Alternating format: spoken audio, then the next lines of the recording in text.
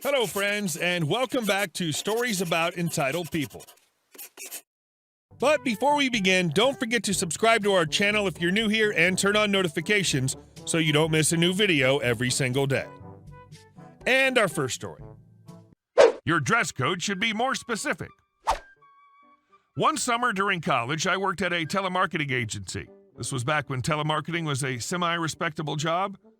I sold lots of different products, from long-distance phone plans to retirement annuities via a patriotic credit card company.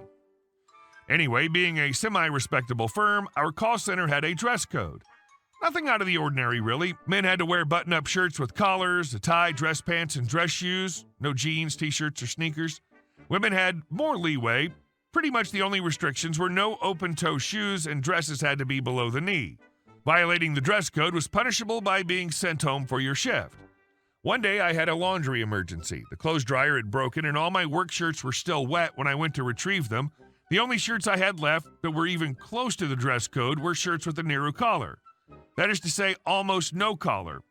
As such, you don't wear a tie with this type of shirt. I decided to roll the dice. I suited up and threw on a blazer to help camouflage my dress code violation.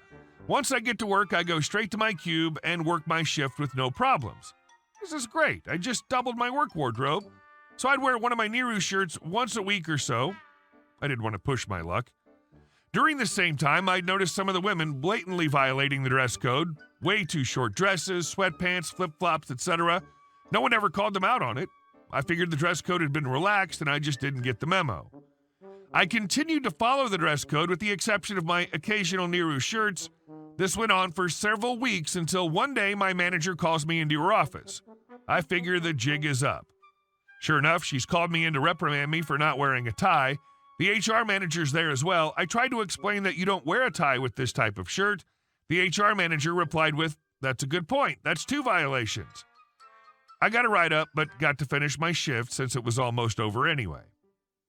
Cue the malicious compliance. It was Friday, so I went home and stewed about the encounter. I hatched a plan.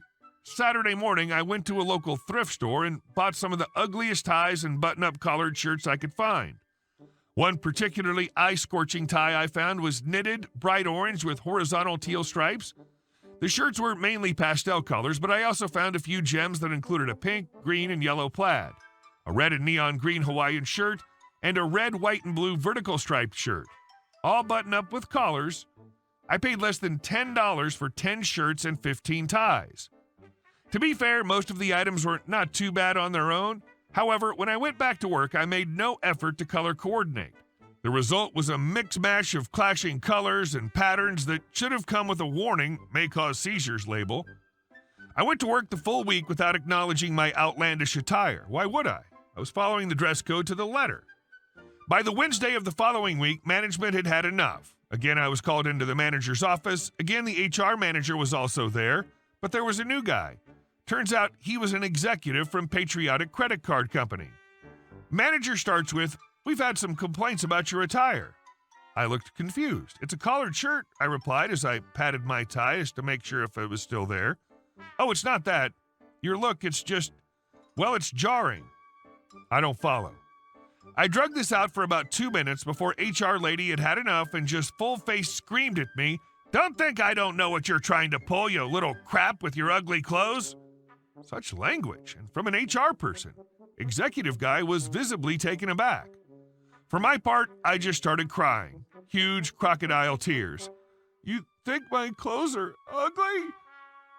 At this point, everyone in the room is visibly uncomfortable as I continued to ugly cry in the office. Manager attempted to defuse the situation. "What we're trying to say is it's just unprofessional." I snapped up and screamed, "She didn't say unprofessional, she said ugly," as I jabbed my finger at her. I was loud enough that I'm sure they heard me on the call floor. I calmed down after a minute. "What exactly is wrong with the way I'm dressed?" I asked, still sobbing. "Well, the color," she started. I interrupted. "What colors am I not allowed to wear?" I caught an amused smirk from executive guy. She stammered. "Because there's no mention of prohibited colors in the dress code," I interrupted again. "I don't think this is working out. You're fired." I stood up, collected myself. "You'll be hearing from my attorney," I said as I left the room. My attorney being my cousin, but they didn't need to know that. So yeah, I got fired, but it was a win in my book. I made them tell me my clothes were ugly. Also found out afterwards that not only did the company lose the patriotic credit card company annuity account, the HR manager was fired, asked to resign, and my manager was sent back to corporate. I'd like to think I was the cause of that. And our second story. It's a costume. No, really. My office had a Halloween-themed sales event today where everyone had to come in costume. Since I don't otherwise dress up for Halloween, I didn't really want to burn any money on a single-use costume, so I asked a mechanic friend if I could borrow one of his jumpsuits from work, and he obliged. This was both good and bad because it was a free costume and it had a comedic element. Anyone who works with me knows I have a medical condition that disqualifies me from driving, so I've never owned a car, let alone worried about car maintenance. So I was at the bus stop on the side of the road in my costume when a frantic woman runs up to me. FW, frantic woman. FW, sir, excuse me, my car broke down and I have no idea what's wrong. I'm headed back to work and really can't wait for a tow. Would you mind taking a look? Me? Oh, sorry, this is actually just a costume. FW, do I look like I was born yesterday? Me. No, really, I'm headed to a Halloween thing. FW. At 8 a.m. on a Monday? Look, if you don't want to help me, just be man enough to say so. Don't go making up a wild story. Me. I can't help you. I don't even drive. I've never even owned a car. I'd help if I could. FW. A mechanic who's never owned a car. Why are you jerking me around? Me. I'm not a mechanic. This is a costume. FW. I've got a baby in there. You're going to let a baby sit in a hot car because you're too lazy to take a quick peek under my hood? Me. I thought you said you were going to work. FW. Well, that's beside the point. Are you going to help me or not? Me. I can't. I'm not a mechanic. FW. I'm not stupid. Me. I didn't say you were stupid. I said I'm not a mechanic. FW. I'm going to call your boss and tell him all about this. You better believe I'm posting it on Yelp, too. Me. You don't think it's the least bit strange that a car mechanic is here at a bus stop? FW. Turn around. Let me see where you work. My buddy's company logo's on the back of the suit and his name is embroidered on the front. Me. Whatever, fine. FW dials and puts it on speaker. FW, you have 2 seconds to change your mind. You're about to get fired. Me. Doubt that. You don't know where I work. She sputtered inaudibly. BB is Buddy's boss. BB. Generic auto shop. How can I help you? FW. Yes, my car is broken down on the side of the road and your mechanic won't help me get it started. BB.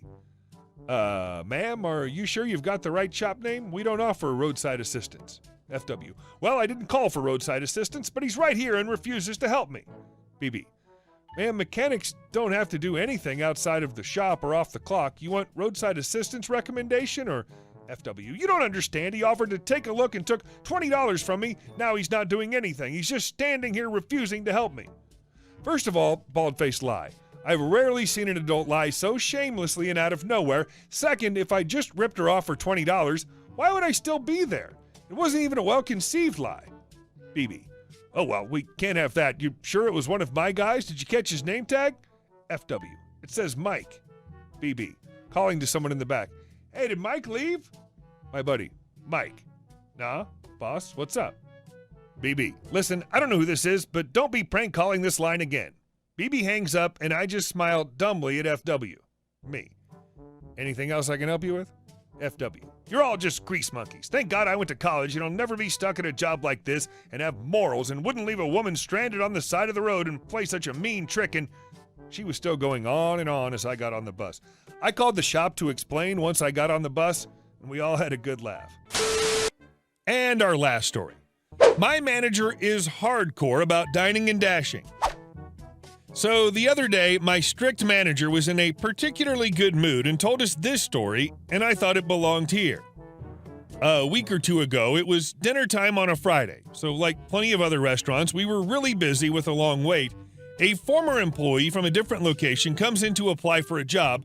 Because of how busy we are, the manager asked the cashier for basic information and her resume so he can look her up in our system. He finds out that she can't be rehired per company policy, so he has the cashier tell her that the restaurant is too busy for a manager to interview her. Despite not getting an interview, the girl and her friend decide to eat dinner and not pay. My manager looks over the tapes and sees the girl applying for the job walk around through the store section of our restaurant, go to the bathroom, and leave. A few minutes later, her friend does the same thing. Luckily, he has all of her personal information on her resume that she left, as well as information on her car from security cameras. What does my manager do? He calls her back up and apologizes for being so busy. Maybe she could come back in for an interview with him.